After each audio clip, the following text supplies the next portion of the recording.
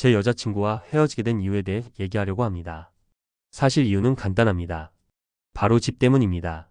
저는 작은 집을 하나 가지고 있는데 이 집이 문제의 시작이었습니다. 전 여자친구는 제가 그 집에서 함께 살자고 제안했더니 절대 그럴 수 없다고 하더군요. 작은 집에서는 죽어도 못 산다며 차라리 대출을 받아서 더 큰 집을 사라고 했습니다. 그러면서 저를 비난하고 폭언까지 하더니 결국 헤어지게 됐습니다. 다음 여자친구에게는 집에 대해 직접적으로 말하지 않고 이런 동네에 집을 마련하면 어떨까 하고 떠보았는데 역시 반응은 부정적이었습니다. 난 무조건 이 동네에서 살 거고 이사 가더라도 신도시의 신축으로 갈 거야 라며 단호했습니다.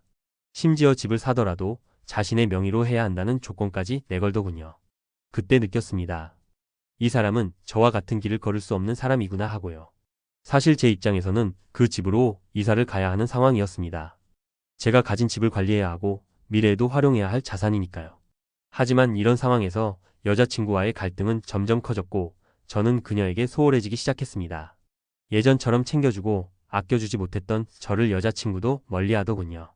결국 저희는 서로에게 무관심해졌고 자연스럽게 이별로 이어졌습니다. 생각해보면 저는 여자친구보다 집을 선택한 겁니다. 절 사랑하지 않는 사람을 위해 제 집을 포기하는 것은 너무 큰 손해라고 생각했거든요. 그래서 헤어지기로 결정했고 지금까지 그렇게 지내오고 있습니다. 앞으로는 연애를 하기 힘들 것 같습니다. 청년 도약 적금을 풀로 들어서 월 70만 원씩 나가고 있고 독립준비를 하며 관리비와 생활비, 재산세, 수리비, 저축, 노후 대비 개인연금 등 많은 비용이 들어갑니다. 연애하려면 할 수는 있겠지만 물가가 오른 지금 같은 시대에는 쉽지 않을 것 같습니다. 그동안 연애를 하며 돈 문제로 트러블이 많아서 그런지 경제적인 부분에서 오는 스트레스가 트라우마처럼 남아 있습니다. 이런 상황을 이해해 줄 수 있는 사람을 만난다면 좋겠지만요. 전 여자친구에게 미련을 가지는 이유는 허전함 때문인 것 같습니다. 함께 지내면서 그녀를 딸처럼 여긴 부분도 있었고 그녀도 저를 아빠처럼 느끼고 의지하지 않았나 싶습니다.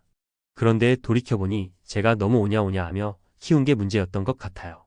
그런 점에서 여자친구의 버릇이 나빠지지 않았나 싶습니다. 이렇게 보면 훈육이라는 게 정말 중요하다는 걸 느낍니다.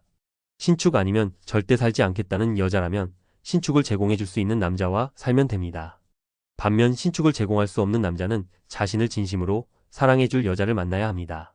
서로가 원하는 조건과 환경이 다르면 결국 갈등으로 이어질 수밖에 없습니다. 저 역시 앞으로는 제 기준과 상황을 명확히 밝히고 연애를 시작해야겠다는 생각이 듭니다. 이렇게 제 이야기를 털어놓으며 더 나은 선택과 새로운 시작을 준비해 보려 합니다.